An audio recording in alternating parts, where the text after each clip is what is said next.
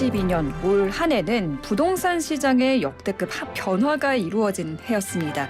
그래서 이 시간에는 2022 부동산 시장을 정리해보는 시간 가져보도록 하겠습니다. 함께하실 송승현 도시와 경제 대표, 두성규 전 한국건설 산업연구원 선임연구위원 스튜디오에 직접 나오셨습니다. 두 분 어서 오세요. 안녕하세요. 네, 반갑습니다. 어제 성탄절인데 행복하게 잘 보내셨나요? 예, 뭐 늦게나마 메리 크리스마스입니다. 메리 크리스마스입니다. 이제 새해 인사를 건네야겠죠. 새해 복 그렇죠. 많이 받으시고요. 예, 성구영신 새해 복 많이 받으십시오. 네. 알아서 어렵네요. 먼저 정말 날씨가 요즘 너무 추운데 부동산 시장도 너무 춥습니다. 올해는 기준금리 인상이 계속 이루어졌고요. 경기 침체 우려 속에서 역대급 한파를 맞은 부동산 시장 이렇게 표현들을 많이 하더라고요. 올해 전국 아파트값이 1월부터 11월까지 4.79% 하락한 것으로 나왔더라고요. 네, 사실은 뭐 올해 같은 경우에는 결국은 이제 그동안 우리가 저금리 기조하에서 부동산 시장이 굉장히 호황을 구가했다 이렇게 볼 수 있는데요. 이제 올해부터는 작년 말부터 이제 시작된 어떤 금리 인상 행진으로 해서 이 금리 인상 자체가 단기간에 굉장히 높게 올라간 그 고공행진하는 그런 부분들이 있었던 것 같습니다. 그런데 그 부분들이 여러 가지 뭐 대출이나 등등한데 시장에 참여하는 많은 분들의 마음마저 얼어붙게 만드는 그런 것으로 인해서 전국의 아파트 그러니까 이거는 뭐 서울이나 지방 가릴 것 없이 전국의 아파트 값이 그 2003년에 한국부동산원이 집값 조사를 한 이후로 네. 최대의 하락폭을 기록을 한 것 같습니다. 그래서 이제 수치는 이게 4.79%라고 나오고 있지만 실질적으로 체감되는 부분들은 아마 청취자분들이 더 클 것으로 크게 느껴질 것으로 보이는데요. 중요한 거는 이게 지금 11월 달까지의 그 어떤 통계에 의한 어떤 평가이기 때문에 아마도 이 12월 달 지금 우리 방송하고 있는 12월 달까지 마무리된다면은 올해의 전국 아파트값 최종적인 그 가격 하락폭은 7%까지도 갈 수 있지 않느냐. 그래서 이게 역대급이라는 부분에 기록이 이미 세웠지만 네. 앞으로도 이 부분과 관련해서는 시장에 굉장히 많은 부담으로 작용을 할 것으로 예상이 됩니다. 연말까지 전국 아파트값 하락폭 7%대까지 갈 수도 있다라고 전망을 해주셨습니다. 대표님은 어떻게 보셨나요? 앞에서 말씀 주신 것처럼 부동산원 집계상 뭐 최대 하락폭이라고 그랬잖아요. 또 반대로 얘기하면은 그 전에는 최대 상승폭들이 있지 않았을까. 그만큼 산이 높았기 때문에 골이 깊다라고 볼 수 있을 것 같아요. 그러니까 이 측면을 양쪽으로 양분해서 좀 볼 필요가 있을 것 같아요. 네. 뭐 집을 몇 년 전까지 집을 못 사서 소위 그 패닉바잉 현상까지도 있었던 분들 같은 경우는 굉장히 고통스러운 시절을 좀 보낼 것 같고 또 이거 마지막까지 참 그 구매력이 좀 부족해서 집을 못 샀던 분들에게는 또 다른 기회로 작용할 수 있는 그 구간에도 돌입할 수 있다라고 보여지는데 네. 이게 역대급 그 1월부터 11월까지 4.79% 하락이라고 하면 아마 실거래 기준으로는 단지마다 좀 다르겠지만 뭐 20% 어떤 보도 보면은 최대한 40에서 한 50%까지도 떨어진 곳들이 있더라고요. 그러니까 지금 조사 자체가 전국 단위 아파트다 보니까 네. 그러니까 이게 체감하는 숫자로는 마이너스 뭐 한 5% 좀 안 되는 그런 구간이긴 하지만 실제로 뭐 시장에서 접하는 것들은 거의 뭐 경착륙에 가까운 그런 수준으로 흘러가고 있고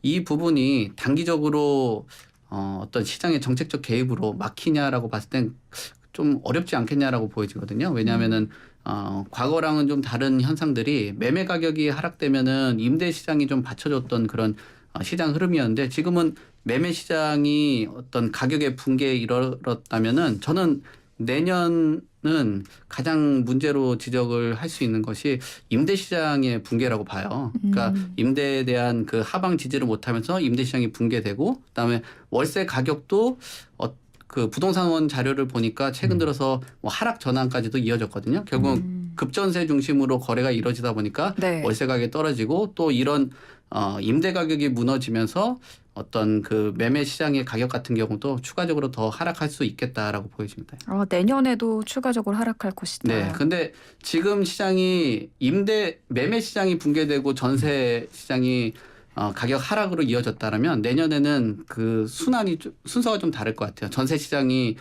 우선적으로 금리 인상에 대한 부담으로 가격이 꺾이고 그다음에 매매 시장이 그 가격을 쫓아서 가는 그런 구조 뭐 그런 쪽으로 흘러가지 않을까 그렇게 봅니다. 그렇군요.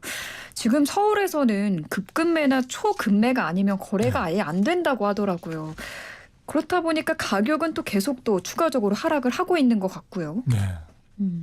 상대적으로 서울은 이제 그동안은 어떤 부동산 시장의 마지막 보루가 아니냐 뭐 그런 평가들도 있었고요. 네. 지방의 경우에는 뭐 오래전부터 사실 하락세가 시작이 되었는데 그게 이제 수도권으로 상륙을 했다가 마지막 이제 서울까지 이제 진행이 된 것 같습니다.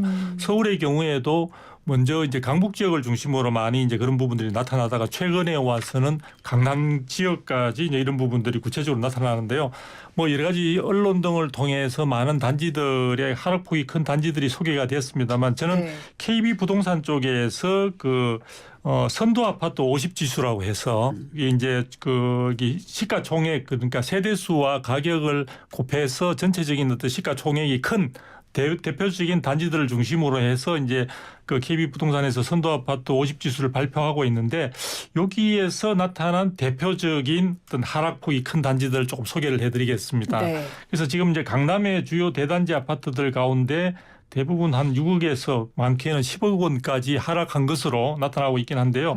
일단 네. 국토교통부의 실거래 공개 시스템까지 합쳐서 이렇게 본다면은 헬리오시티 쪽에서 전용 84제곱미터니까 우리가 일반적으로 한 33평 이런 정도 될 규모인데요. 잠실에 있는 건 그렇죠. 그 말씀하시는 송파구 거죠? 쪽에 있는 네. 송파구 가락동에 있는 헬리오시티인데 예전에 가락 주공 아파트를 이제 재건축한 단지라고 볼 수 있습니다.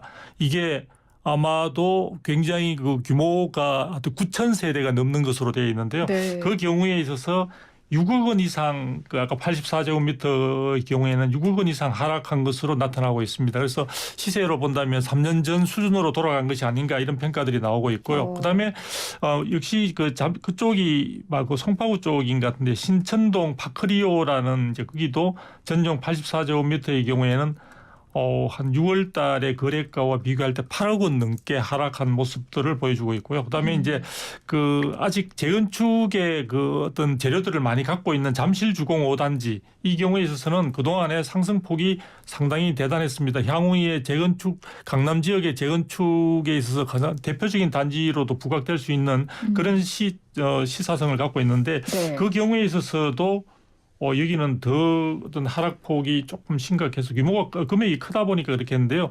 2021년도 11월 달 신고가가 32억이 넘었었는데 그것에 비한다면 약 10억 원 가량 사실은 하락한 그런 정도로 보여주고 있습니다. 와, 그래서 정말 많이 떨어졌네요. 굉장히 큰 폭인데요. 네. 다만 여기서 제가 꼭 말씀드리고 싶은 거는 이러한 강남 지역이 그러면 여러 가지 시장 상황에서 굉장히 이제 앞으로 전망 자체가 우울하니까 그쪽 지역을 외면하기 때문에 많이 빠졌느냐 그렇다기보다는 그나마 그 강남 지역의 경우에는 이렇게 거래 절벽인 상황에서도 거래가 간간이라도 되고 있는 지역이 아닌가. 그래서 거래가 급매든 급매든 간에 거래가 그나마 성사가 되다 보니까 네. 그 성사된 가격은 실거래 가격으로 해서 바로 시세에 반영되는 그런 메커니즘으로 해서 그 해당되는 지역이 지나치게 가격이 하락한 것으로 어떻게 이제 표현되는 그런 부분도 있는 것 같다. 그래서 이 지역이 가격 하락폭이 크다고 해서 서울 시내에서 또 외면받는 그리고 가장 인기가 없는 지역으로 부각되는 그런 오해는 사실은 하지 않는 것이 좋다는 생각을 해보게 됩니다. 그래서 또 그런 오해가 있을까 봐 제가 첨언해서 네. 말씀을 드렸습니다. 네. 네, 저는 말씀드리면은 이 하락의 속도가 금리하고 좀 굉장히 연관성이 좀 있다라고 봐요. 그러니까 우리가 저금리 시기 때 뭐 0%대 금리하고 지금은 국내 금리가 3.25%잖아요. 기준금리. 네. 그 상승폭이 계속 올라가면 올라갈수록 이 자산 시장하고 아파트 가격, 특히나 뭐 똘똘한 지역이라고 하는 지역들의 가격선이 상당 부분 하락의 속도를 크게 나타내고 있다라고 보여지거든요. 그러니까 사실 우리가 소위 말하는 똘똘한 한 채, 똘똘한 지역이라고 해도 지금 미국의 금리가 한 4.5% 정도 되거든요. 전 세계 도시의 세계 금융과 거시경제 안에서 이런 똘똘한 지역의 똘똘한 아파트는 뭐 굉장히 국지적인 그 흐름밖에 안 됩니다. 그러니까 뭐 소위 말하는 그 한 줌밖에 안 되는 그 아파트 단지가 시장을 뭐 선도한다라고 보기는 KB 어렵겠죠? 선도 아파트 50선이라고 해도 그게 세계 도시의 그런 아파트나 주택 가격에 비하면 뭐 아무것도 아닌 그런 수준이거든요. 네. 결국은 우리나라 국내 그 아파트 가격은 KB 시세를 보고 어떤 선행 지표로 삼잖아요. KB 선도 아파트도 마찬가지입니다. 전 세계 주요국에 있는 주택 가격을 보고 이 KB 아파트가 따라가는 그런 구조밖에 안 되거든요. 근데 지금 전 세계적으로 유동성 파티가 끝난 이후로 뭐 캐나다를 비롯해서 뭐 미국 같은 경우도 자산에 대한 아파트가 주택 가격들이 굉장히 붕괴되고 있는 상황에서는 뭐 많은 지역들 안에서 좀 침체 국면에 들어갈 수밖에 없다라고 보여지고요. 그리고 주택 가격이 사실 좀 너무 비이성적인 상승까지도 이어지긴 했었습니다. 그러니까 우리가 구매력 대비했을 때 주택 네. 가격이 너무 많이 올랐고 또 네. 이런 것들이 인구 감소까지도 계속적으로 이어지고 있는 상황이거든요. 지금 한 0.7명 정도밖에 안 되는 그 인구 감소 안에서 뭐 가구 수가 또 추가적으로 늘어나기 때문에 주택 가격이 오를 수 있다는 기대감들도 갖고는 있지만 1인 가구가 평균 소득이 한 2,800만 원 정도밖에 되지 않아요. 그럼 1인 가구가 살 수 있는 주택의 규모라든지 가격선이 참 만만치가 않은 것이다. 그리고 네.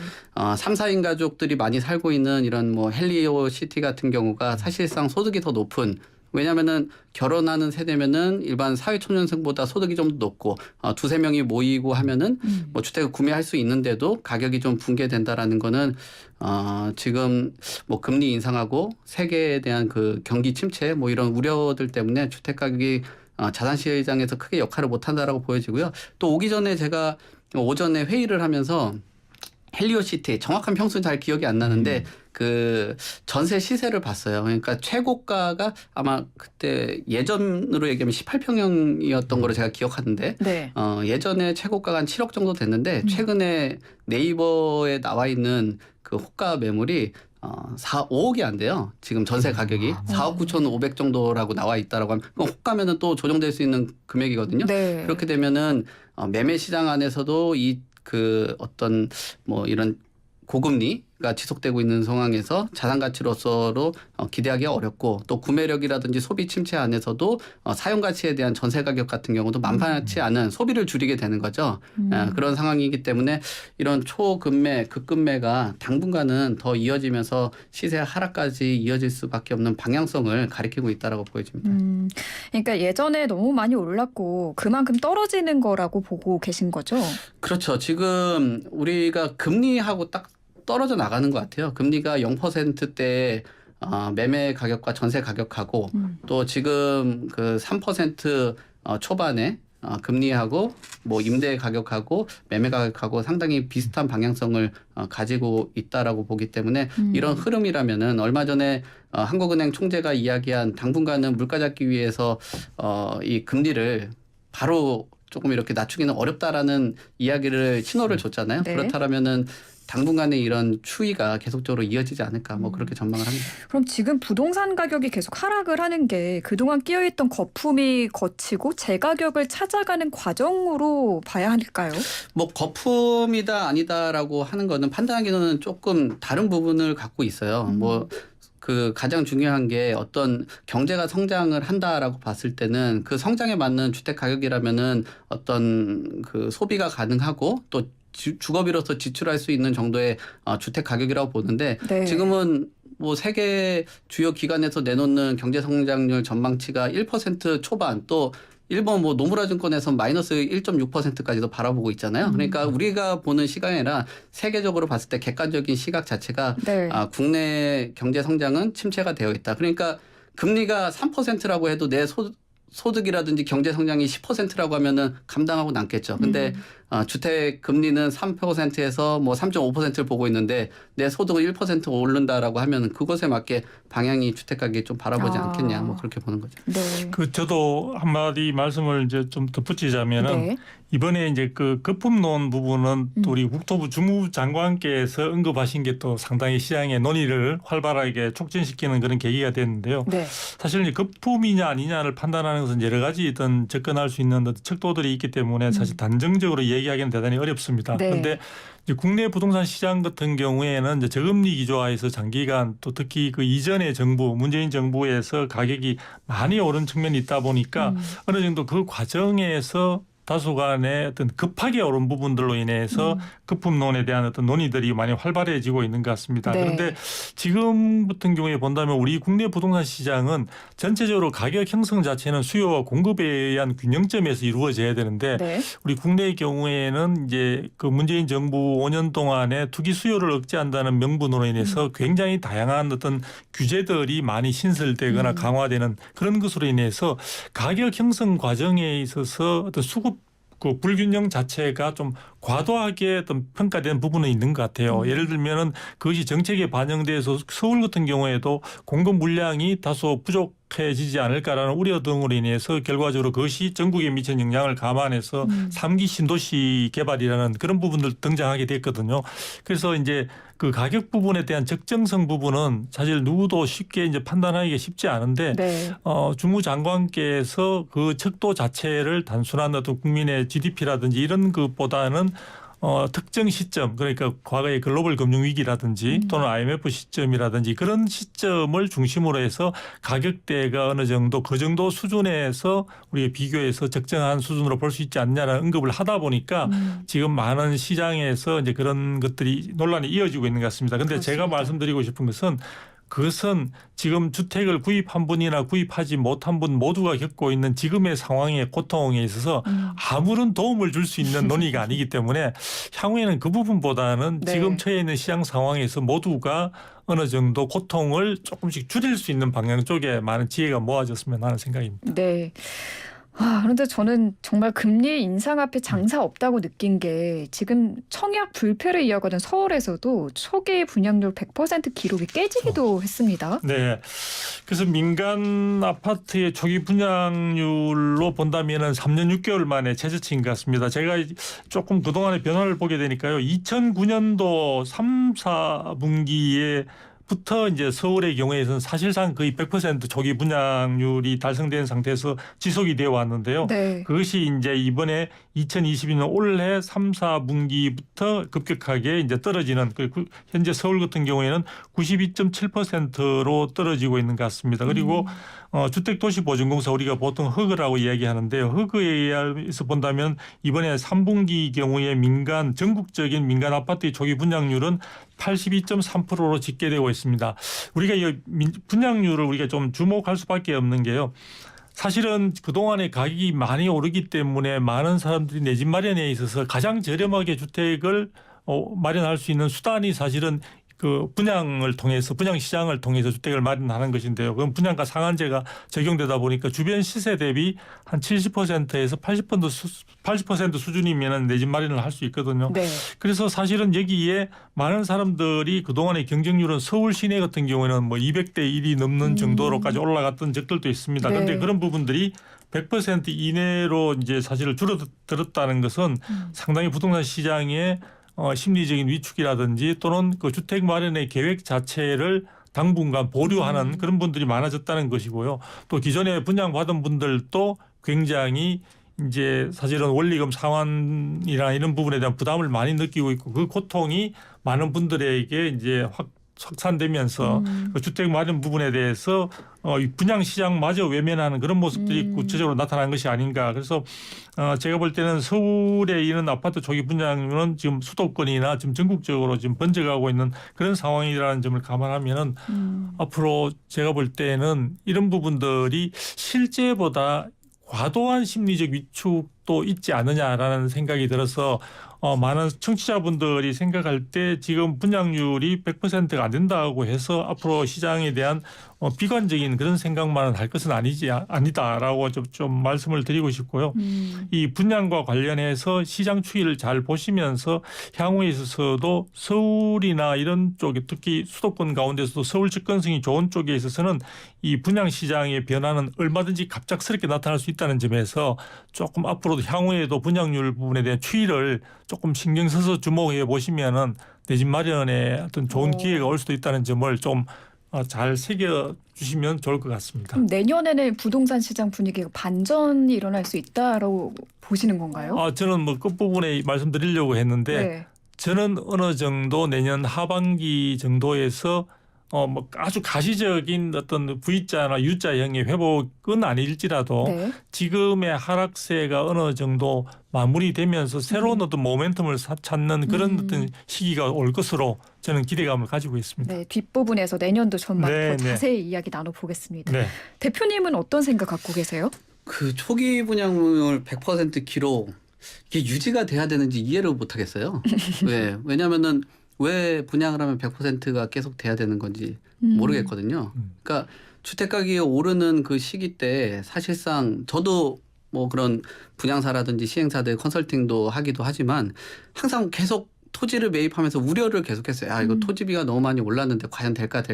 그 우려 속에서도 계속 토지 매입을 했거든요. 네. 그러니까 이 분양률이 실패할 수밖에 없었던 게 투자자하고 똑같은 거예요. 그 개발업자 입장에서 봤을 때도 이거는 분양성이 좀 불확실성이 있는데라고 하지만 저금리 기조에 기대 가지고 계속 분양을 해왔던 거거든요. 네. 그러니까 그런 과한 욕심들이 지금 부실성이 충분히 보이는 사업장 안에서도 분양을 밀어붙였다. 그래서 이런 밀어붙인 그런 분양 안에서 수요자들은 고분양에 대한 그 부담을 안고도 내 집 마련을 했다라는 거죠. 그러니까 적정 분양가가 분명히 있거든요. 시세 주변 시세 를 비롯해가지고 위아래로 한 10% 이상 넘어가는 거는 굉장히 위험성이 있습니다. 근데 토지를 비싸게 사서 그러면 안 되면은 그래 그럼 비싸게라도 팔자 하이엔드 상품으로 개발을 하자 해가지고 과도한 마진을 붙여 왔었단 말이에요. 그러면서 많은 그 수요자들이 분양을 받고 지금 뭐 입주를 못하고 입주율이 그 10%밖에 안 된다는 거 아니에요? 그러니까 이런 시행자들의 그 구매력이 저하된 그런 수요자들을 데리고 소위 그런 얘기까지 합니다. 그 최근에 공급자 만났는데 그 참 양심이 있는 분이더라고요. 저에게. 뭐라고 하시던가요? 이제 그 영끌 세대들 피 빨아먹는 공급은 이제 하면 안 된다. 그런 얘기까지 해요. 그러니까 최근 1, 2년 동안 그렇게 토지값이 올라가고 본인들이 위험했던 그 리스크들을 수요자들한테 넘겼다라는 거예요. 그러니까 이런 분양률이 100%라는 기록이 계속 유지된다라는 거는 어떻게 보면은 그 개발하는 사람들의 뭐랄까요, 너무 이윤을 앞서가는 그런 사업장들이 많이 발생됐다라고 보여지고요. 그래서 적정하게 사업주 입장에서도 시장에서 이런 리스크가 있기 때문에 좀 더 이익에 대한 부분들도 적정하게 잡는다라든지 토지 매입이라든지 무조건 땅만 잡고 개발한다 그게 아니라 적정하게 사업성 검토도 하고 해야지 건전한 뭐 부동산 시장이라든지 분양 가격이 책정이 되는 거지. 그렇지 않고 그냥 땅만 사가지고 그냥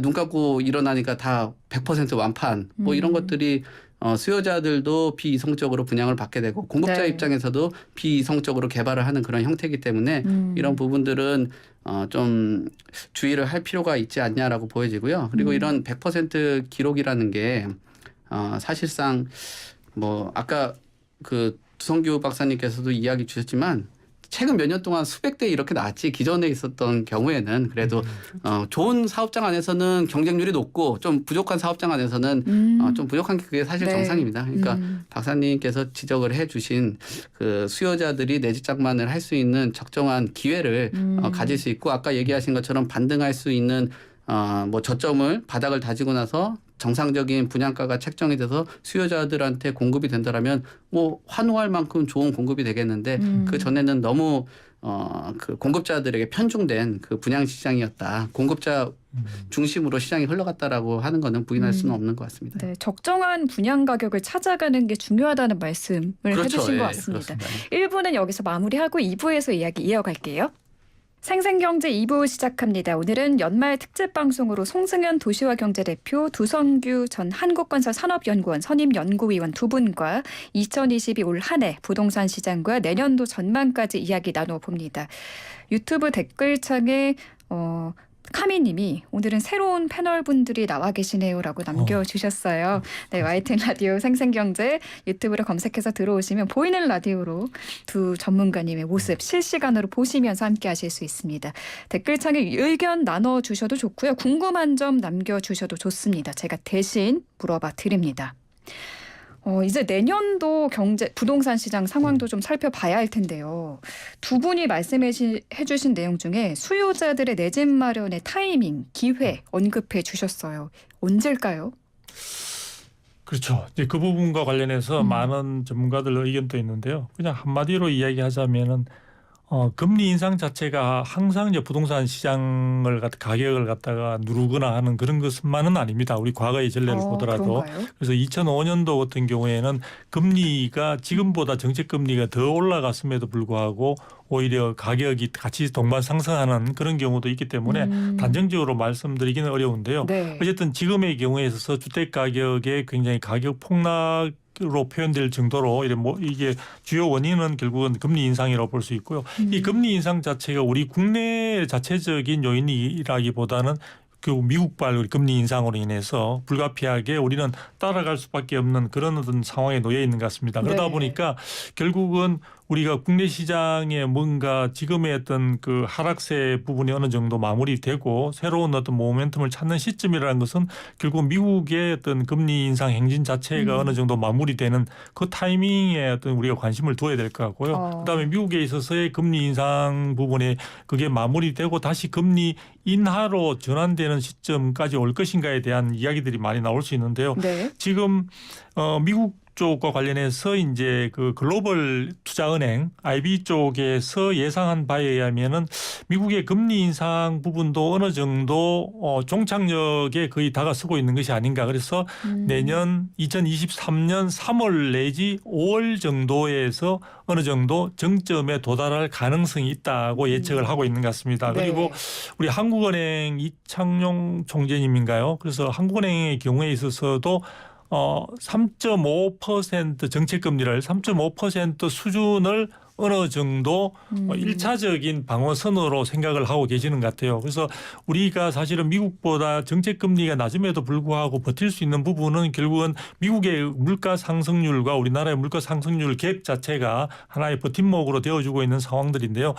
물론 한국은행은 그 3.5%를 어느 정도 1차적인 목표치를 생각을 하되 상황에 따라서는 뭐 좀 더 탄력적으로 유동적으로 이제 더 추가 상승시킬 수도 있다고 하긴 네네. 하지만 그 부분을 어느 정도 어떤 시그널로 좀 말씀을 하셨기 때문에 제가 볼 때는 미국의 어떤 금리 인상 부분이 3월 내지 5월 정도에 마무리된다면은 네. 그 다음부터 부동산 시장은 새로운 시중에 지금 굉장히 풍부한 유동성이 있는 상황이기 때문에 예적금으로 들어가 있는 시중의 유동성이 한국은행 발표에 따르더라도 약 9월 기준으로 해서 우리나라에 3,750조가 넘는 돈이 지금 시중에 그런 어떤 자금으로 M2 광의의 통화로서 잠겨져 있는 부분들도 있습니다. 그래서 그렇기 때문에 제가 볼 때는 이 금리 인상의 고공행진이 어느 정도 마무리되는 시점에서는 우리가 생각해 볼 수 있는 시장 상황의 다른 것으로 인해서 가격 부분을 갖다가 안정적으로 가져가는 게 쉽지 않겠지만 네. 그때쯤 되면 아마 심리적 회복 부분과 연계되어서 저는 어느 정도 반전의 가능성도 우리가 한번 타진해 볼 수 있지 않을까 싶습니다. 역시 변수는 금리 인상이군요. 네. 그러니까 어쨌든 우리나라는 미국의 금리 인상을 어느 정도 따라갈 수밖에 없는 상황이기 때문에 미국의 금리 인상이 마무리되는 시점으로 예상되는 내년 3월에서 5월 정도 반전의 가능성이 있을 것이다. 이렇게 전망을 해주셨습니다. 우리 대표님은요? 저는 언제쯤 내 집 마련하면 전 좋을지 사실 그 전 타이밍 모르겠어요. 모르시겠어요? 모르겠는데 근데 말씀을 드리면은 네. 급락을 하면은 오히려 내 집 장만을 할 수 있는 타이밍이 빨리 올 것 같고요. 오히려 연착륙에 가까운 그 엿가락처럼 늘어지는 거면 불확실성이 길어질 수 있을 거라고 보여져요. 그러니까 빠르게 급락을 하고 뭐 내년 상반기 안에 어떤 그 밑바닥을 빠르게 다진다라고 하면 반등을 할 가능성. 왜냐하면은 제가 말씀드린 것처럼 어떤 수요자들 안에서는 구매력이라는 게 정해져 있거든요. 구매력이 닿을 수 있는 내 자본이 투여를 해서 집을 살 수 있는 그 시기가 빨리 온다라고 하면은 집을 빨리 살 수 있는 기회가 되겠죠. 근데 아까 통계처럼 뭐 순간적으로 뭐 한 20-30%가 빠르게 떨어지면은 괜찮겠죠. 2%씩 조금씩 뭐 매년 이렇게 이어진다라고 하면 오히려 내 집 장만하는 시기가 더 길어질 수 있겠다라고 보여지고요. 그러니까 빨리 바닥을 찍고 올라와야지만 그렇죠. 예, 된다라는 빠른 거죠. 하락세가 오히려 도움이 되지 않을까라고 생각을 하고요. 또 경제 성장하고 주택 가격하고 상당 부분 좀 유심히 볼 필요가 있지 않나. 아까도 얘기한 것처럼 1%대 경제 성장이라면은 법인도 그렇고 개인도 그렇고 내 집 장만하는데 굉장히 어려움을 겪을 거로 보여집니다. 그러니까 경제 성장이 최소한 3% 정도 되고 금리하고 약간 맞닿은 정도. 아까 3.25%라고 하면 3%하고 3%대가 어느 정도 멈추게 된다라면 네. 내가 지출하는 소비하고 적정한 구매력이 증가하면서 내 집 장만을 할 수 있는데 경제 성장률은 1%대 금리가 뭐 3, 4%라고 하면은 내 집 장만의 그 시각을 예측하는 거는 좀 불투명하다라고 보여지고요. 그리고 또 한편으로는 앞에서도 분양률이 100% 미만 기록이 깨졌다라고 얘기했잖아요. 그 기록이 깨지면은 또 한편으로는 신규 분양 시장 안에서 어떤 할인 분양 형태로 되는 분양 물량들이 있을 겁니다. 그런 물량들은 시세 대비해서 좀 저렴하다라고 하면은 네. 그래도 뭐 신규 주택이고 하다 보니까 매입을 하는 것도 좀 뭐 괜찮은 선택이지 않을까라고 보여집니다. 그러니까 결국은 어떤 급락의 속도하고 네. 또 경제 성장이 다시 반등하는 그 추이, 그다음에 금리하고 이렇게 적정 규모가 맞는다라고 하면은 그때도 내 집 장만을 할 수 있다라고 보여지는데 그렇지 않다라면은 금리 인상과 유동성하고의 관계가 보통 시차가 한 1년에서 1년 반, 뭐 길게는 한 1년 8개월까지도 굉장히 후행하는 그런 결과를 갖고 있거든요. 그리고 뭐 정책도 마찬가지로 어떤 정책을 한다라고 해도 기여도가 우리가 유동성이 가장 크고 그 네. 밑으로는 뭐 수요 공급, 그 다음에 정책이 순번이기 때문에 가장 핵심인 금리하고 유동성적인 부분들이 해소가 돼야 되는데 이런 것들이 경제 성장하고 또 어떤 구매력하고 이 부분들이 가장 중요한 변수가 되지 않을까라고 생각되는데 지금 한국은행 총재가 20일 날 얘기한 것도 내년 초를 전망을 하는 게 물가 상승률이 상고하저 흐름이라고 그랬거든요. 그러니까 그 전반기 때는 조금 물가 상승률이 높다라고 해도 하반기 때는 약간 하락 국면, 뭐 네. 최종 목표치를 한 2% 정도로 보고 있으니까 물가 상승 2%의 경제 성장, 그 다음에 금리의 어떤 뭐랄까 방향을 좀 바꿀 수 있는 시기가 어쨌든 내년 하반기 정도는 봐야 된다. 그러니까 전망을 한다라고 하면은 답을 달라고 하면은 네. 일단 상반기는 불가능하고 내년 하반기 정도는 시장 동향을 보고 뭐 미분양이라든지 금매 같은 경우는 급격하게 내려간 금매 정도는 충분히 검토할 타이밍도 다가온다라고 보여집니다. 하반기까지는 계속 지켜봐야겠네요. 더.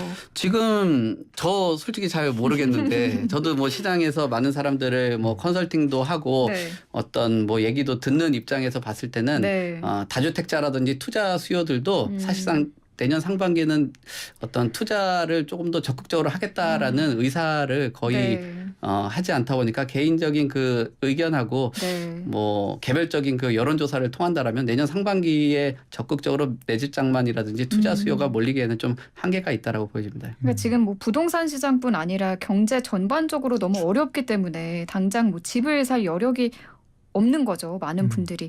경제 성장률이 이번에 전망치 1.6%를 내놨는데 이게 1%대 성장 전망치가 역대 처음이라고 하더라고요. 그렇죠. 지금 그 부분은 결국은 사실 뭐 쉽게 이야기하자면 내년에는 경기가 침체될 가능성이 많다는 이야기가 되는 것이고요. 경기가 침체하게 되면 결국은 물가가 아무래도 내려가는 쪽으로 돼서 전반적으로 지금 미국이든 우리든 간에 정책 당국이 기대하는 물가 안정이라는 부분의 목표를 달성할 수 있기 때문에 전반적으로 금리 시장 부분도 다시 원래의 상태로 좀 안정적으로 가져갈 수 있지 않느냐 이제 그렇게 되는 것 같습니다. 그리고 제가 이제 내년 하반기 쪽에 약간 기대를 걸고 있다고 이야기했던 이유 자체는 뭐냐면 네. 지금의 부동산 시장은 양극화가 상당히 심화되어 있는 상황들입니다. 그런데 지금 많은 논의 자체 특히 금리 인상에 의한 영향력이 큰 분야는 뭐냐면 결국은 대출 그 금융기관으로부터 대출금에 의존을 해야 되는 그런 분들의 어떤 이게 미치는 금리 인상의 영향은 대단히 크기 때문에 이제 네. 그걸 중심으로 말씀을 드렸던 거고요. 그렇지만 한편에 있어서 시장에서는 미국 금융기관의 어떤 대출과 전혀 상관이 없는 오히려 지금의 금리가 올라감으로써 어떤 많은 여유 자금들을 그 높은 금리 속에서 어떤 안정적인 수익을 가져갈 수 있는 그런 어떤 분들도 많이 계시거든요. 그런 분들의 경우에는 그냥 전체적인 시장에 있어서 시장 심리 자체, 즉 수요 심리 자체가 과도하게 지금 눌려 있는 측면들이 있으니까 네. 아마도 내년에 하반기쯤 되었을 때는 지금의 어떤 금리 인상 행진의 어떤 어느 정도의 마무리 그리고 실제 이제 정부가 이런 그 지금 침체되어 가는 어떤 그 경기 부분과 관련해서 여러 가지 많은 부동산 시장의 경기만 하더라도 다양한 어떤 정책 보완들을 갖다 지금 검토 중이기 때문에 그런 것들이 같이 맞물릴 때는 제가 생각할 때는 단순 다른 것보다 심리적 회복이 아마 선행되는 그런 부분에서 심리적 회복의 어떤 그런 모습만 조금 나타난다면 저는 시장이 어느 정도 정상화되는 모습으로 갈 것이다. 그래서 제가 어떤 이야기를 할 때마다 많은 분들이 좀 오해하시는 부분은 그렇게 되면 당장 가면 주택 가격이 예전에 문재인 정부 5년 동안처럼 가격이 계속해서 뭐 하루가 다르게 올라가느냐 그런 것이 아니고요. 지금의 하락을 어느 정도 멈추면서 조금 정신을 차리게 되는 그리고 시장에서 향후에 어떤 이 부분이 상방으로 갈 건지 아니면은 또 그 안정적인 그냥 수평으로 갈 건지 부분을 갖다가 조금 검토하게 되는 그런 시점을 우리가 발견하게 될 것이다. 그런 이야기가 되겠습니다. 내년은 그 부동산 시장에 거의 매달 체크해야 할 변화들이 쏟아진다고 하는데 좀 제도적으로나 뭐 구체적으로 2023년 주택 시장에는 어떤 변화들이 있을까요? 우선 뭐 보통 주택의 기본적으로 제일 변화가 많은 건 세금 문제가 되겠죠. 그러니까 우리가 취득을 하고 또 보유를 하고 양도하는 그 부분에 대해서 좀 손질을 하지 않을까라고 생각되거든요. 사실 이전 정부에서 가장 큰 문제점 중에 하나가 어떤 거래세는 낮추고 그다음에 보유세는 올려주는 게 글로벌 트렌드기도 하고 앞으로의 방향성인데 뭐 취득에 대한 부분도 굉장히 장벽을 높여놨어요. 그러니까 주택을 매입을 하려고 하시는 분들이 취득에 대한 거에 대한 부담감을 많이 느꼈거든요. 근데 취득세 같은 경우도 사실 이제 1주택자하고 2주택자 같은 경우는 1에서 한 3% 정도로 기존에는 8% 12% 뭐 이런 형태였는데 네. 3주택자 같은 경우는 조정 대상 지역에서는 6%로 또 법인 같은 경우도 뭐 12%였던 거를 6%로 줄이고요. 종부세 같은 경우는 기본 공제 금액을 상향을 합니다. 그러니까 1주택자 같은 경우는 11억에서 한 12억 정도로 올리는 형태가 되고 다주택자들이 굉장히 부담스러웠거든요. 네, 네. 그렇죠. 6억이었던 것을 9억으로 상향을 하는 그런 부분이 있고요. 또 세부담 상한에 대해서도 2주택자나 3주택자 같은 경우는 3주택은 세부담 상한을 300%까지도 했어요. 이거는 사실 굉장히 과도한 부분이 있는데 이 부분도 150% 정도로 통일을 했고요. 네. 또 임대소득세 같은 경우도 고가 주택에 대한 기준을 9억에서 12억으로 상향한 것으로 볼 수가 있을 것 같고요. 그다음에 요즘 거래에 대해서 굉장히 거래가 감소되는 것들이 있잖아요. 위축돼 네네. 있고. 그래서 분양권 시장 안에서도 좀 활발하게 하기 위해서 1년 미만의 이런 그 입주권이라든지 분양권 같은 경우가 70%였던 거를 한 절반 수준에 조금 못 미치는 한 45% 정도. 그다음에 1년 이상 같은 경우는 60%였던 거를 일반 세율로 하고요. 네. 또 재건축 같은 경우도 약간 좀 활발하게 할 수 있는 이거는 이제 공급적인 사이드게 되는데 구조 안정성 비율이 50%였던 것을 30%로 낮추고 또 대출에 대한 규제 이 부분도 좀 완화를 하는 부분입니다. 그러니까 결국은 지금 정부에서 시장에 대한 그 통제라든지 수요를 억제했던 부분을 좀 자율성을 좀 줬고요. 그다음에 어떤 시장 안에서 좀 거래를 활성화할 수 있는 방안으로 시장에 제도를 좀 손질을 봤다라고 보여집니다. 근데 다만 여기서 우리가 이런 제도를 손질을 했다라고 해도 어떻게 보면 자신감 있게 할 수 있겠죠. 그러니까 주택시장에 이건 지금 경착륙에 대한 우려가 있기 때문에 네. 예전처럼 이런 제도를 손질을 했다라고 해도 소위 말하는 그 영끌을 해가면서 시장에 많은 그러게요. 수요가 들어올 가능성은 좀 없다라고 네. 판단을 했기 때문에 네. 이런 제도를 좀 과감하게 좀 손질을 한 거 아닌가 뭐 그렇게 보여집니다. 그러니까 거래 절벽이 이어지다 보니까 전체적으로 좀 규제를 풀어서 거래 활성화를 도모하겠다라는 건데 여전히 금리가 너무 높기 때문에 빚내서 대출 받아서 뭐 집을 사기는 사실 좀 어려워 보인다는 거죠. 시장의 효과가 그만큼 클 것인가 하는 의문이 드는 거죠. 그렇죠. 지금 이제 대출을 받아서 주택을 신규로 구입하는 것은 상당히 지금 부담스러운 상황이 이미 도달해 있습니다. 그래서 네. 기존 대출자는 물론이고 신규 대출을 받는 사람들의 경우에도 사실은 현재의 정책금리 수준 하에서는 실제 대출의 경우에는 지금 주담대 같은 경우뿐만 아니라 신용대출 같은 경우에는 거의 8%까지 지금 금리가 대출 금리가 지금 올라갈 수 있는 그런 상황이기 때문에 네. 실제로 그런 부분들은 쉽지 않을 것으로 보여집니다. 그래서 정부는 그것으로 인한 부담이나 이런 것들을 경감시켜주기 위해서 사실은 뭐 대출과 관련해서도 안심전환 대출이라든지 등등 해서 기존 대출자들의 부담을 어느 정도 완화시키거나 다시 대환함으로써 전체적인 어떤 부동산 시장에 금융에 의한 즉 대출 부분과 관련된 여러 가지 많은 불편이나 부담스러운 부분들을 주기 위한 정부의 노력들이 정책적인 어떤 방안들로 많이 쏟아질 것으로 예상이 되고 있습니다. 그래서 아까 이제 앞에서 우리 송 소장님이 말씀을 잘 해주신데 제가 조금 첨언하면은 전체적으로 결국은 현재의 어떤 부동산 시장의 요인들이 말씀하신 대로 금리 인상으로 인해서 촉발된 점은 분명히 있습니다. 저금리 네. 기조화에서 고금리 기조로 너무나 빠른 시간에 짧은 시간 안에 급격하게 이제 전환되다 보니까 그로 인한 충격파가 굉장히 크게 영향을 미친 점도 있는데요. 또 하나의 측면들을 본다면 결국은 기존 정부에서 투기 수요가 과도하게 시장에 진입되어 있다는 부분들을 어떤 규제를 하기 위해서 네. 말 그대로 규제 수단들을 만들 수 있는 수단들을 총동원했다고 볼 수 있습니다. 그런 부분들 가운데 상당 부분은 어느 정도 그것이 이제 폐지되거나 그것이 이제 완화되는 그런 모습을 갖추었는데요.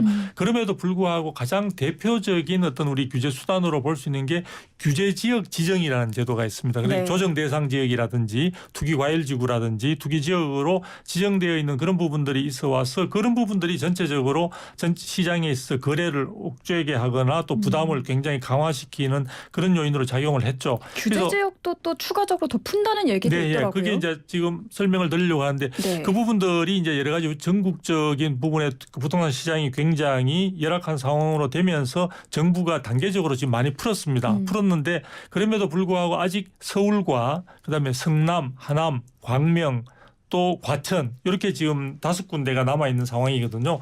이런 부분이 사실은 지금의 시장 상황을 고려할 때 지금 서울 전체가 투기 과열지구로 묶여 있다는 것은 아무리 보더라도 사실 현실과 동떨어진 측면이 있는 거죠. 그 부분들을 지금 여권에서는 상당히 이제 일찍부터 좀 풀려고 했지만 지금 여소야대의 전국이다 보니까 그런 부분들이 야당의 어떤 반발로 인해서 쉽지 않은 상황들이었는데요. 네. 그 부분들을 2023년에 들어서게 되면 가장 먼저 적극적으로 손을 보겠다. 그래서 아마 1월 중으로 추가적인 그런 부분에 대한 규제 지역의 완화 소식이 들려올 가능성도 있을 것 같습니다. 네. 그리고 그 밖에 이제 취득세 부분도 아마 2월 달이나 3월 달에 아까 송 소장님께서 말씀하신 그런 쪽으로 해서 뭔가 근본적인 전환이 될 것 같고 그래서 대출이라든지 이런 쪽에 청약 부분에 있어서도 지금은 너무 가점제라는 것으로 되어 있다 보니까요. 젊은 2030 세대들에게서는 청약 시장을 이용할 수 있는 어떤 그런 기회 자체가 차단되어 있는 원천적으로 차단되어 있는 그런 측면들이 많죠. 그래서 그 가점제 중심의 청약 제도를 어느 정도 상황에 따라서 영끌족들과 마찬가지로 2030 세대들이 공평하게 기회를 나눠갈 수 네. 있도록 추첨제도 많이 보완하는 그런 정도. 그리고 재건축도 지금 안전진단 기준뿐만 아니라 이제 재건축 초과이익 환수 제도가 지금 많이 이제 완화가 되었음에도 불구하고 여전히 이제 재건축 사업을 굉장히 압박하는 요인으로 작용을 하고 있으니까 그런 그렇죠. 부분들도 네. 전체적인 여러 가지 이제 국민들의 어떤 민심을 충분히 확인한 후에 아마도 야당이 협조를 얻어서 상당 부분 2023년도에는 조금 규제 개선 혹은 네. 뭐 완화되는 그런 모양새를 갖출 것으로 네. 예상이 되고 있습니다. 재건축 초과이익 환수제에 대한 얘기까지 얹어 두셨습니다. 9791번님이 외근 나와서 라디오 듣는데 알기 쉽게 정리해 주셔서 너무 감사하다고 두 분께 인사드렸습니다. 오늘 말씀 너무 잘 들었습니다. 고맙습니다. 네, 감사합니다. 감사합니다. 네, 지금까지 두성규 전 한국건설 산업연구원 송승현 도시화경제 대표 두 분과 함께했습니다.